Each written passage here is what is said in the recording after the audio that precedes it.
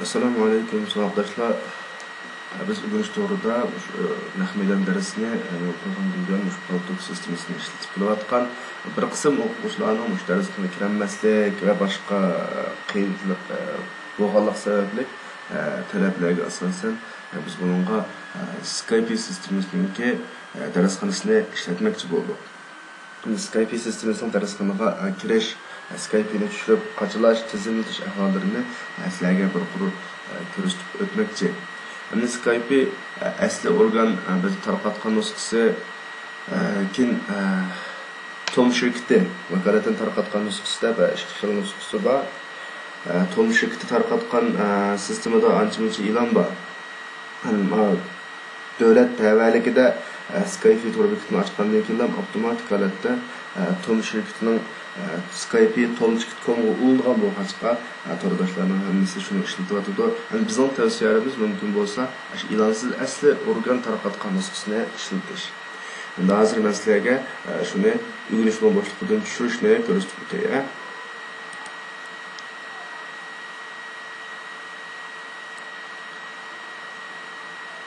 Tushirish rayoniga kirgandan keyin boshqa tushirmalar degan tur ichida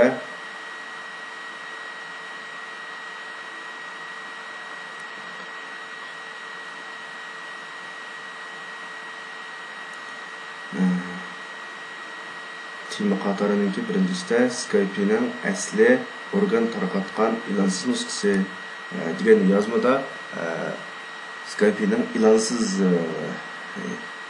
pakiz nusxasi ta'minlangan. Şu yerden tushunsak bo'ladi. Endi men buni tushirib qo'yg'achqa bu yerdan tushirib o'tolmay. Buni o'sha biz bilan tushirsak bo'ladi. Undan so'ng men buni taqvatdim. Men tushirib qo'ygan shaklni sizlarga ko'rsatay. Nima u? Men tushirib qo'ygan shu shakli shu. Ya'ni 5 3 nusxasi. Buni qachlaydi. Qachlash uchun qo'sh chekamiz. Qachlashga boshlandi. Next keyingi qadam undan keyin qabul qilaman, to'xtamni qabul qilaman. Undan keyin qadam, undan keyin qachlaysiz, qachlaydigan o'rin. Keyingi qadam, undan keyin qachlashga boshlaymiz.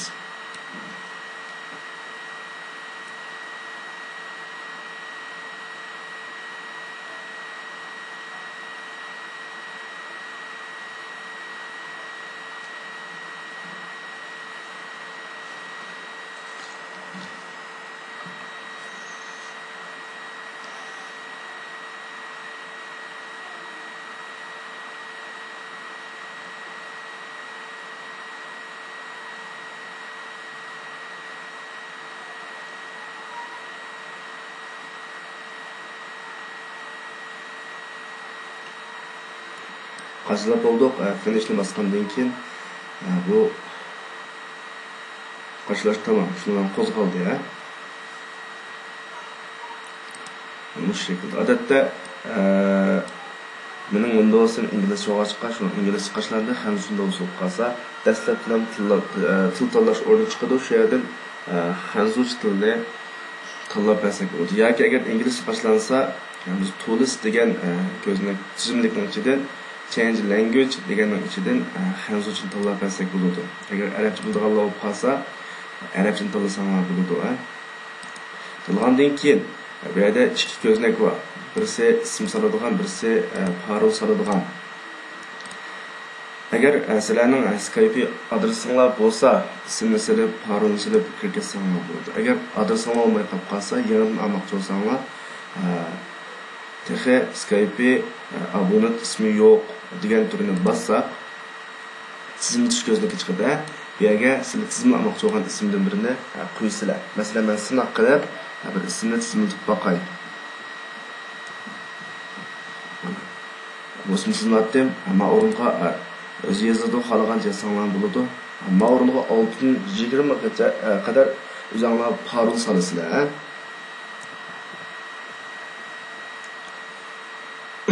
Ikkinchi katakchig'imi o'xshash parol solasizlar.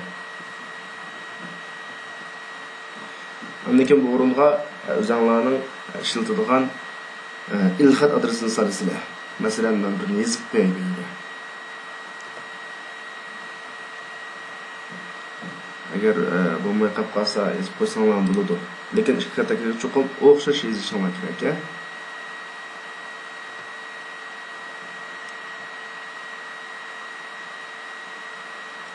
Tushib qolibdi-ku. O'xshash yozilgandan keyin tamomlandi. Andan keyin men hisobot elishga qo'shilaman degan knopkani bosamiz.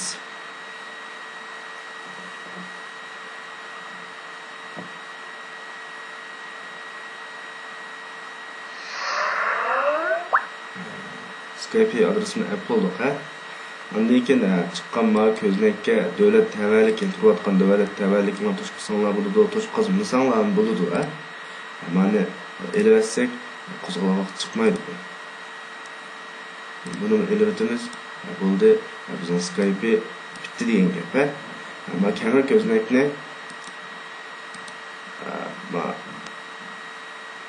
kompyuterimizningki so'z tash apparatini bilan tanishib bo'lgandan keyin mayani besish orqali yo'q qilsak bo'ladi. Buni bizning hozir bayatdan sinab nusxa olgan Skype'imiz bo'ldi. Endi o'rganishning darsxonasiga kirish uchun cho'qim sizlar o'rganish degan Skype adresini qo'shishinglar kerak. Qo'shish uchun ma o'ringa bevosita yoziblar. O'rganish deb izlasanglar bo'ladi. Ma o'rindan qo'shish degan o'rinni bosib turib yozsanglar bo'ladi yoki ma tizimlikdan birinchisini bosib izlasanglar bo'ladi. Qaysi xil izlasanglar bo'laveradi. Biz mushaga yozib izlash, bu odamni izlash deganni shundan basayli bu ko'znak chiqib biz qo'shmoqchi bo'lgan o'rganish degan adresni izlayapti. O'rganishdan ikkisi chiqdi, dal ustidagi mushu boshsurat, undan keyin o'rganish islom maktabida uyg'urcha ism qo'yilgan mushu chiqdi. Biz mushuni qo'shimiz. Nega? O'zimizning muddaosini. Men uyg'urcha yozmoqchi, uyg'urcha yozsanglar bo'ladi.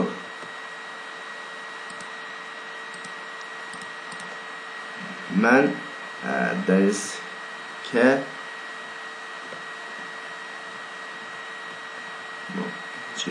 degandek talablarni yozib yo'llaysizlar, shuni bilan sizlar qo'shilgan bo'lasizlar-da.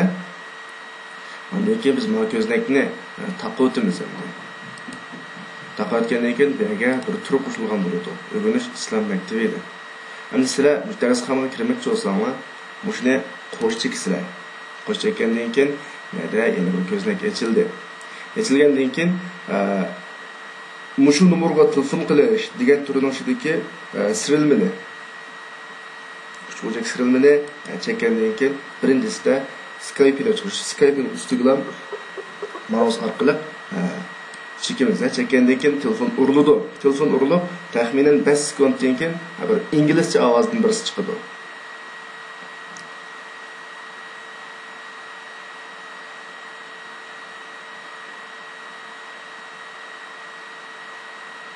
Uni qarashtirib sizlarga qo'shib olmagan bo'lg'achqa, asal tezroq 10 sekund, 15 sekund saqlashingiz mumkin, lekin ulandi ya.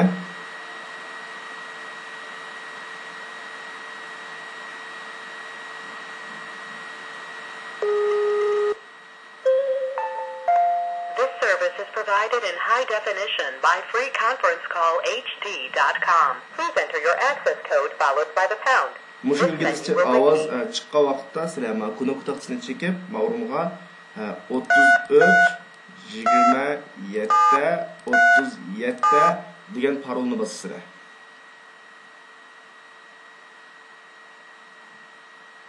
Access code accepted. You are the only participant in this conference. Mana hozir sizlarningki parollar qabul qilindi, sizlar darsxonaga kirdinglar. Bu yerda hozir musiqa chiqib qilishning sababi chunki darsxonada odam bo'lmag'achqa musiqa chiqyapti. Agar darsxonada odam bo'lib qolsa, sizlar bevosita kirgizsizlarda.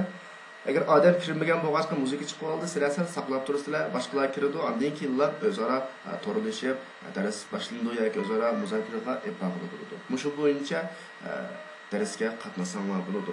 Hammalardan Allohga muvaffaqiyat tilayman va oxiru da'vana alhamdulillahi robbil alamin.